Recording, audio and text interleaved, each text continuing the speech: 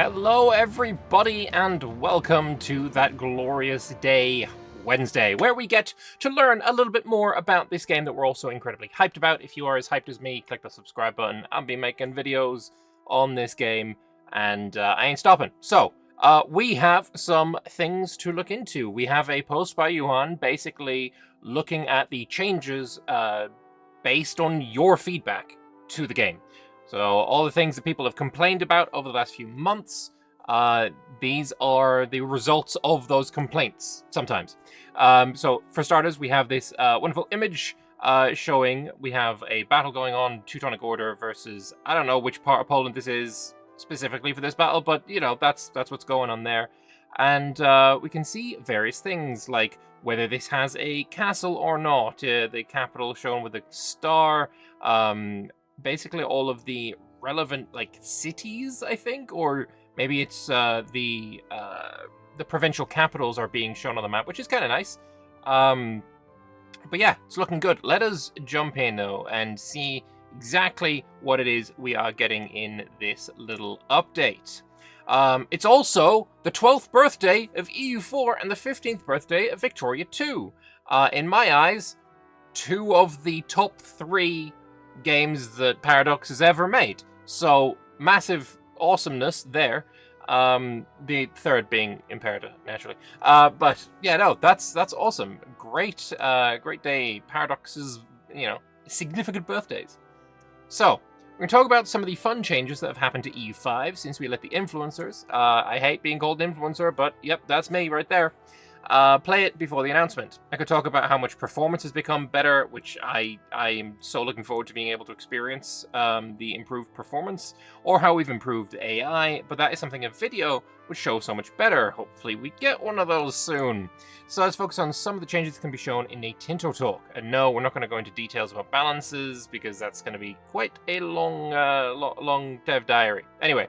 So, selection of gameplay-related changes, it's only a small collection of those that the team found most interesting. So, advances in forming countries. I love forming countries. I think formables are a massive part of why we enjoy these games, and specifically EU4. One of the many ways that many enjoyed EU4 was forming new countries and getting new sets of national ideas. Previously in EU5, country-specific advances were locked to currently being a specific tag. So if you playing as, well, they're using Denmark and Sweden here, so if you're playing as Sweden, you have some Swedish advances. You form Scandinavia, you lose your Swedish advances, which personally I think sounds kind of ass. Clearly, so did they, because that is now no longer the case. Now you will keep them when you form a new country, and you'll be able to research the unique advances of the tag you form.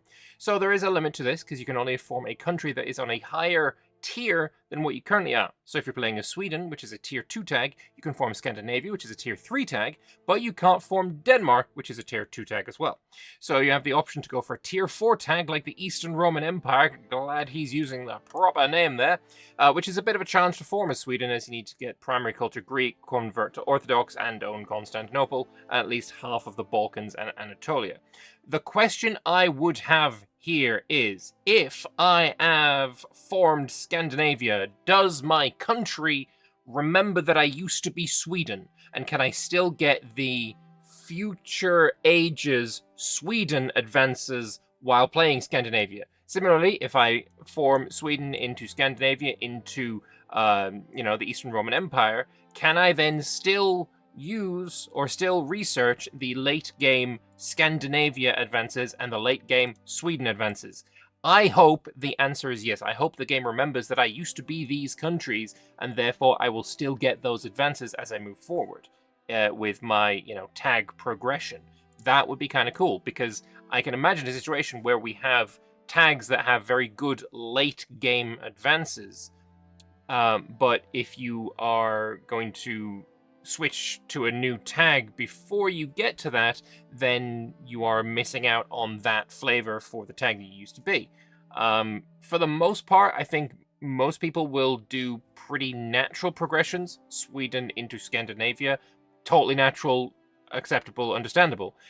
Swapping into Eastern Roman Empire from that, or, I don't know, Italy or Spain, or whatever kind of formable you end up doing that is kind of cooked, then I can understand maybe it wouldn't be so good to keep the old advances, but for generic kind of natural progression, Sweden to Scandinavia, if I don't get the Sweden advances while I'm Scandinavia, I'll be quite upset with that. So hopefully that is seen.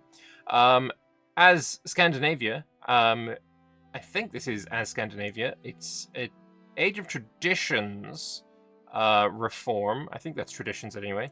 But Unified Scandinavia gets the Crown Power plus 25%, which is a hugely, hugely powerful advance. Holy balls, that's awesome. Anyway, subjects.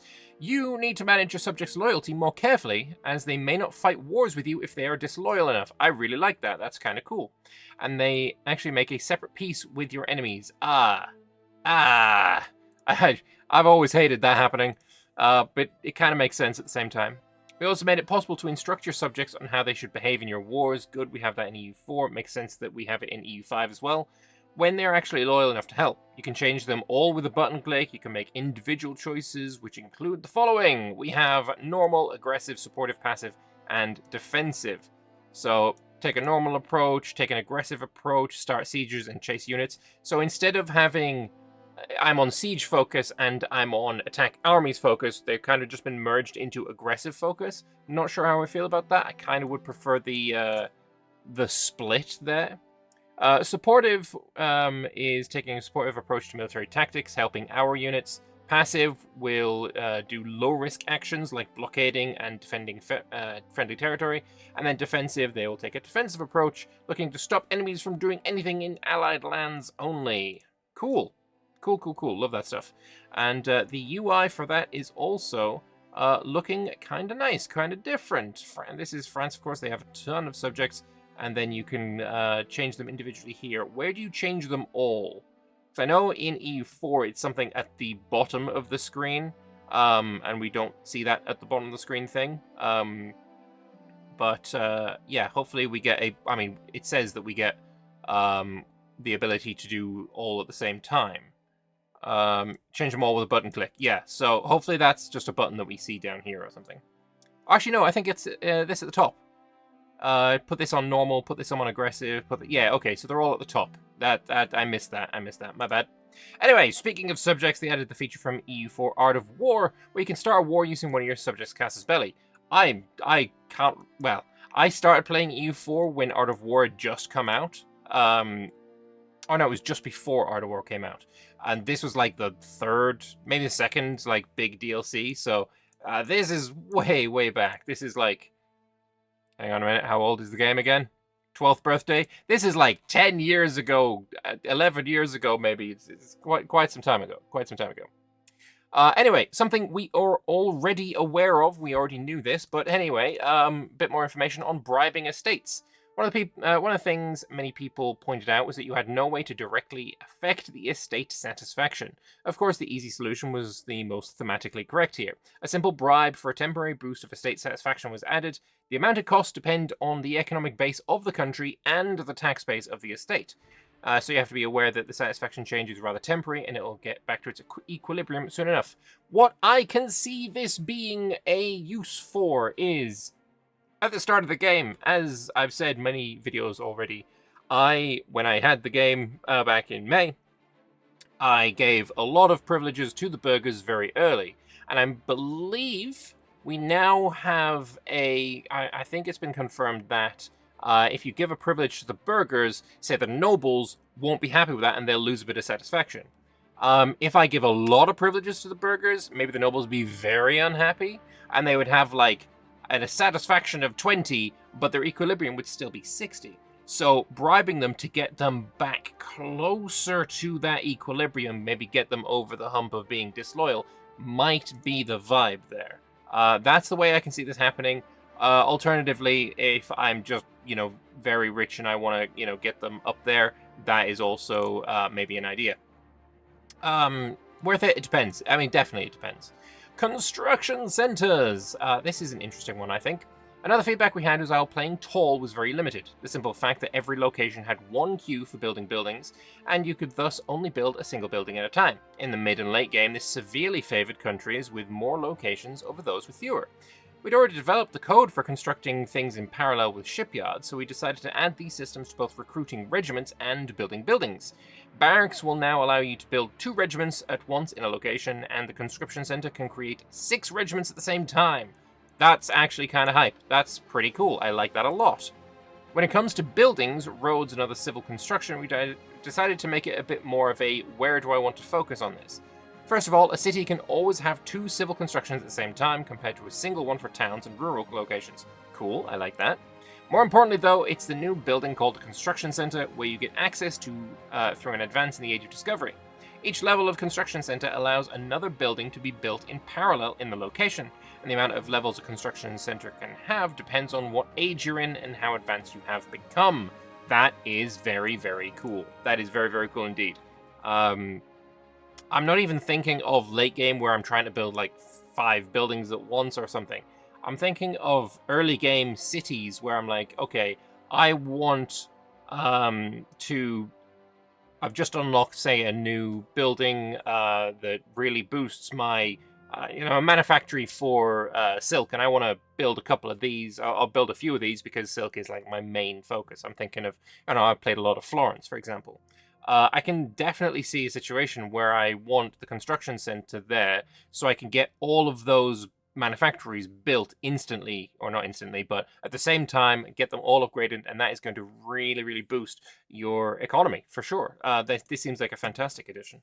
A big, big fan of that. It's not just gameplay features we've been working on. We've also iterated on some interfaces as well. Yes, UI changes are always welcome. After getting lots of feedback, both internally and externally, so we'll take a look at 3 of the most commented UIs. First is the diplomatic UI. We'll show off 2 major changes. First is the list of known countries, which has been revised to what we call a card. These cards are used in many places where you have a list of the same object. We see a detailed information about them at a glance. On the top row, there is the Great Power ranking with special flag if they're a Great Power or not, the full name of the country, and a small star where you can bookmark them, which will add to the outliner now. Okay, I like that. Adding countries in general to the outliner is very, very cool. Bottom row has 6 buttons, where the first shows their current opinion, and a click allows you to send a diplomat. Oh, wow, on this, you can just straight up send a diplomat from this screen. That is really cool. That's really, really cool. I like that a lot. Especially if you are playing in the HRE, and you want to improve relations with people so that your aggressive expansion, or should I say, your antagonism, is less of a deal.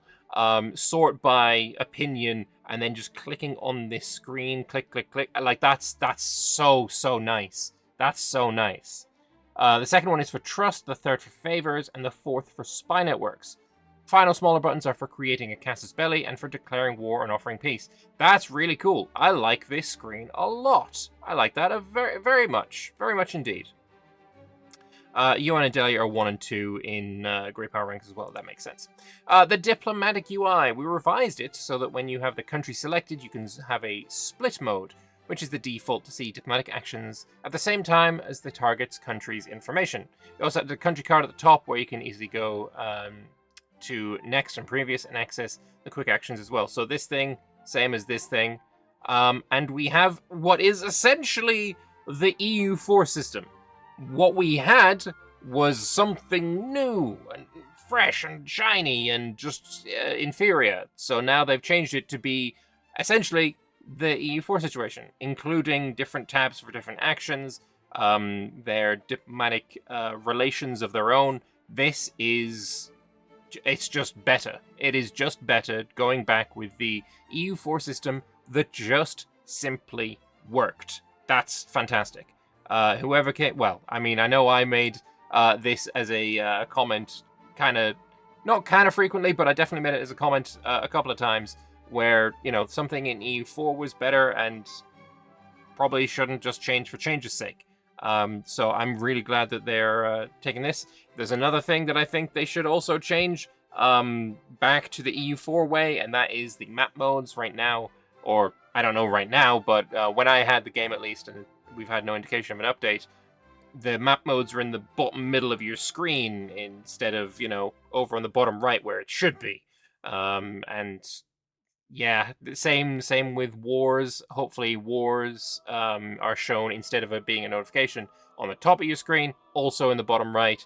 That would be kind of fantastic. Hope that happens. When EU4 got something perfectly right, it's kind of silly to change it, in my opinion.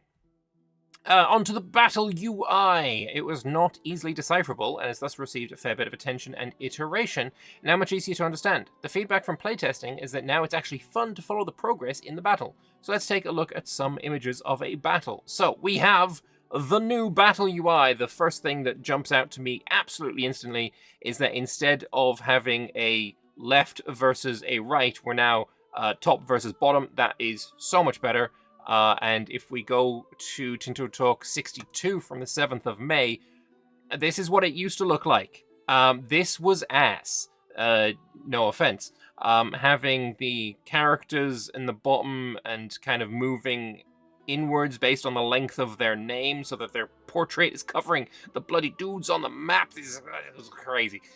Crazy. But now, this, much better. We have the country who is taking part in the battle. I assume hovering over this will also give you a list of all of the countries. Or actually, no, it's here. We have these 3 countries in the battle. That's nice.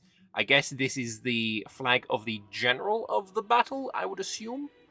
Obviously, we have their stats there as well. Much better placed, and I also don't give a damn about their names just being shown instantly on the battle. If I want to know his name, I'll hover over his face and get the title card of his name. Fantastic idea.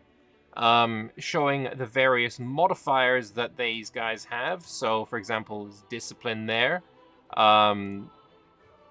Tactics and morale. Yep, that makes sense. I like that. The attacker versus the defender on the bottom. You can see who is involved in the battle. Like, these guys have got the cavalry in, so they're shown right there. These guys are still in reserve, so there's no one there. I like that. I like that a lot. Okay. I'm a big fan of this. This is a big upgrade. A huge, huge upgrade. I'm a huge fan of this upgrade. The top of the interface shows an image. The commanders in charge, their stats, number of troops involved, current morale, dice roll, and some stats. Actually, I missed the dice roll. Yeah, it's right there. Okay. Beneath that, the battle is depicted, where the attacker is at the top with the flag at the left, and the prisoners dead and fled to the right. Wait a minute. Attacker is at the top, flag at the left, prisoners dead and fled to the right.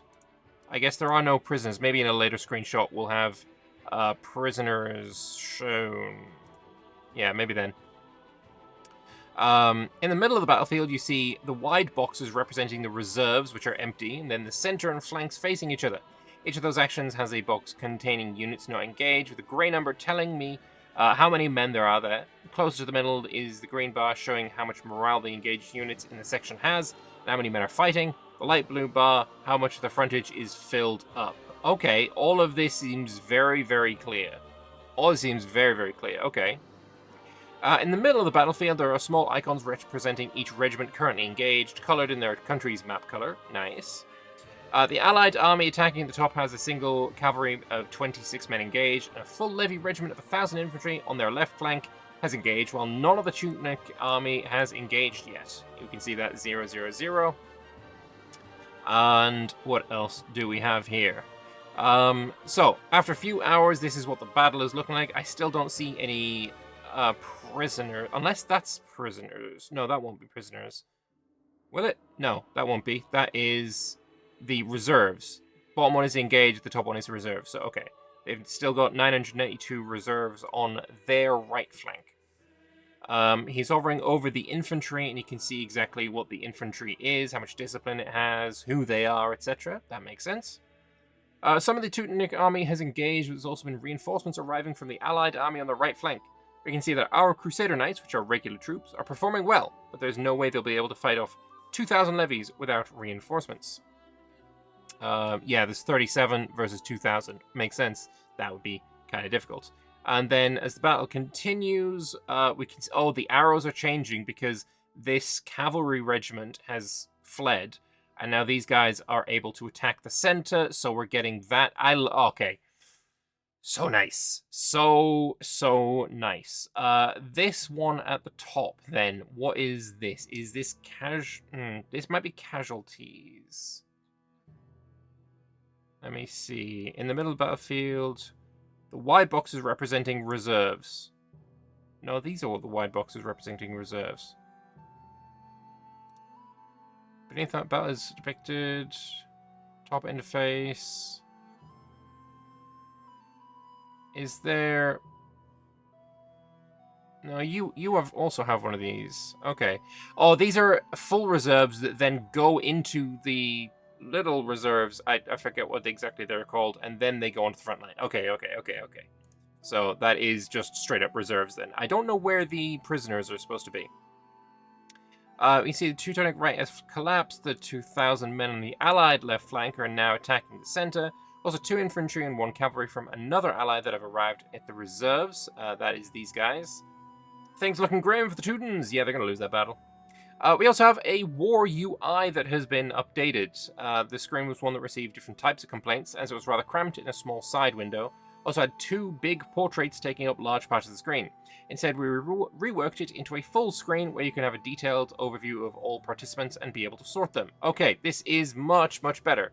I'm going to switch to this screen so it's a bit easier to see. Having the ability to see, of course, the name of the country on this is just already an upgrade. That's kind of wild. See how many casualties, I believe this... No, how many troops there are. The red one would be casualties. Okay. There's been no battles when this screenshot was taken. Not sure what this one... naval battles, maybe? But yeah, this is such a huge upgrade from what we saw before. Big fan of that. There are many more tweaks that they've been working on in the past few months, but that is all for today. As Friday is a bank holiday in Spain, there is, for next week, Monday, there is a Tinto Maps feedback for Central America. Tinto talks with the UI systems and how they work, and then Friday is Tinto Flavor about Castile, a huge Tier 1 country. Fantastic. As per usual, though, we have some developer comments to look at, and we decide. There's some good ones. I just looked at them. There's some good ones. Anyway, to start off with, we have this one. So you can't form countries at the same tier as you anymore. This used to be a thing that you could do. I guess that's to prevent too much modifier stacking. Not only for that, which is something they're actively doing, as previously mentioned a few times, but also to make it for a clearer gameplay progression of, county, duchy, kingdom, empire. Yeah, that is something that I didn't even think of. It used to be that you could form countries at the same tier as you, but now with this change, if you, as Sweden, want to go and form Denmark and grab their, stuff again, well, you can't do that anymore, but if this change where you could take their advances was still a thing, you could definitely go around just taking all of the modifiers from the same tier as you before moving up a rank, taking all of those. That would have been a flurry-worry strat for sure. Can you make it a game rule to allow us to form nations on equal or lower tiers? Johan would have to sign off on that one, I guess. Also for advances, if I form, for example, Scandinavia in the Age of Absolutism, can I research Scandinavian advances in the Age of Renaissance? Yes, you can. This is going backwards, though. This is like... I got so excited when I read this the first time because I misread it. Now I'm reading it again. I'm wondering... I want to see, can I go forwards? If I form Scandinavia in the Age of Renaissance, can I still get Swedish advances in the Age of Absolutism? That's the question I would personally like answered. Regarding UX, any update on left-click versus right-click functionality? So the current behavior is left-click for the province, right-click opens the contextual menu, of which one of the options is the owner's diplomacy. Awesome, very cool. Also, customizable map buttons. Yeah, I mean, we had that when I played. You can basically rebind all keys for everything. It's fantastic. WASD map movement in your dreams, maybe in my nightmares. I have it, I will have it again as W equals political map mode. That's just the standard. That's the way it should be. That's the way God intended. God damn it! I am very animated about this. I have been for several years. W is for political map mode. Anyway, moving on. Good idea for the nobility, clergy, and even burghers, maybe, but I can hardly imagine bribing 4 million commoners. This is about, obviously, the bribing estates. But it's rationalised away, right? There aren't 4 million commoners attending Parliament, but they're representatives of the estate of the commoners. So, commons, deputies, etc., you can perfectly make the abstraction that you're bribing those representatives of the commoners. No, that completely puts that matter to rest for me. That seems perfectly reasonable. Scythe still not fixed. Yeah. This doesn't exist in like a real world scenario. When peasants would go to war with their farming implements, they would turn this scythe on its head to be more of a spear or a, I guess, kind of a glaive. This doesn't exist in reality. And it soon won't exist in EU5 either. Huzzah! Huzzah! Fantastic. They're going to remove it and keep only the war scythe polearms instead. Round of a fucking applause. Round of applause. Absolutely beautiful. Here, I can understand you can't post the whole balance change law, but can we hear something about major balance changes, like those that majorly impact how AI games play out? So, Pavi here saying something specific that he can tell us about is that they fixed a bug regarding personal unions that made them easy to annex, which was effectively a bug, as the design intention is that you need to become the senior partner of the union, work your way through its voting system towards unifying it. That changed the expansion pace dramatically compared to what was seen in the public version, as you're now relying once again on antagonism, integration, control, etc. mechanics. Yeah, this is what allowed, for example, when Absolute Habibi played as the Ottomans in his 8th of May video. He rushed through those, personal union voting things to annex the Mamluks. I vaguely remember that happening. I'm sure there are other examples of people, abusing the way that this happened. That's been fixed. That's fantastic. That's absolutely beautiful. And finally, we have this comment here. How the hell does the Roman Empire start with a higher rank than Castile? How the hell wouldn't it? Why would... Matfer, come on, brother. Why wouldn't it? It's the Roman Empire, for goddamn sake. Castile has the population, but the Roman Empire has the Empire country rank. Their imperial legacy commands real respect despite their immediate temporal situation. Real respect, but, the use of the term Byzantium is a sign that the respect that they are owed, that they have earned, that they should still be taking, well, the Europeans certainly didn't seem to want to give them that, and, it's only gotten worse since. Fucking anachronistic pile of crap name that shouldn't even be in the game. I'm still mad.